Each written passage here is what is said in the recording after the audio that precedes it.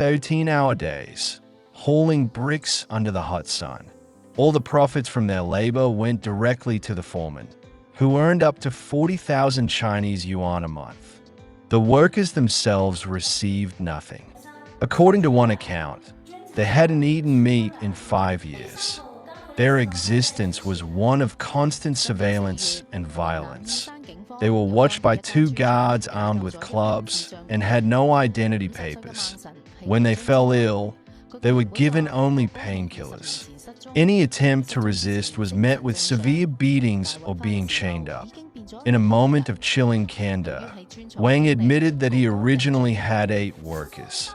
3 of them, who became too sick or injured to work, were simply dumped on the side of a highway and left for dead.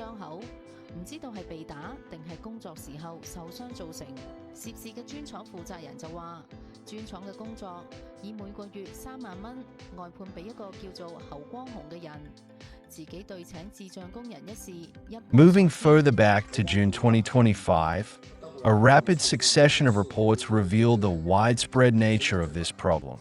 On June 4th, a building materials company in Linxiang, Hunan Province, was exposed for using intellectually disabled workers. Days later, similar operations were uncovered in brick factories in Kaifeng, Henan Province, and Luoyang, Shaanxi Province.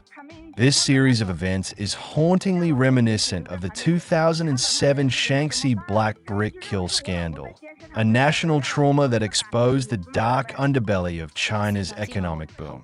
At that time, thousands of people, including children and intellectually disabled individuals, were trafficked into illegal brick kilns in Shaanxi Province.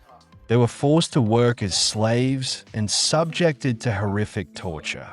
The 2007 scandal only came to light after a group of desperate parents, searching for their missing children, organized themselves and eventually prompted an undercover media investigation.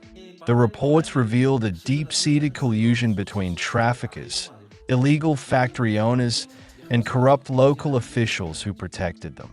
The public outcry was immense, leading to a government crackdown that resulted in multiple prison sentences, including a death sentence for one foreman who had beaten a worker to death.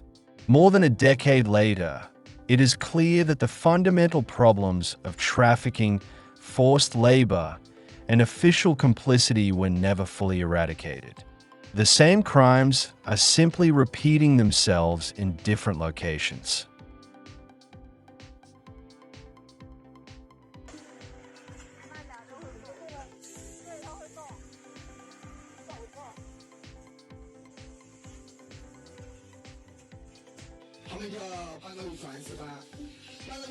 From Hunan to Yunnan, from Guangxi to Hubei, the cases uncovered in 2025 paint a grim picture of a nationwide modern slavery industry. Official statistics are scarce, but according to one tally, over 50 brick factories have been implicated in similar scandals since 2015, with nearly 400 disabled victims discovered. The claim that these individuals were simply picked up is a flimsy excuse that fails to explain the scale of the problem. The evidence points towards a sophisticated criminal network that specializes in luring, abducting, or even intentionally disabling people before trafficking them to these remote labor camps. Some sources have suggested a link to past practices where homeless individuals were forcibly removed from major cities and transported to rural areas, making them easy targets for traffickers. It is crucial to understand that this industry of forced labor targeting the disabled is a systemic problem in many of China's less developed regions. It thrives on a combination of poverty, geographic isolation, and, most critically, the long-term tolerance and even tacit approval of some local government departments. As long as an environment of impunity exists, where officials can turn a blind eye or even facilitate these crimes without consequence, this industry will persist. As long as the fight against human trafficking remains incomplete, These hidden corners of society will continue to be breeding grounds for the most unspeakable evils. The crimes are being committed and they are being covered up. The question that remains is, when will it truly end? 然后多少？6万左右了吧？想不想回家？想回家。然后这里警察叔叔送你们回家好不好？你不用干苦力了，可以吗？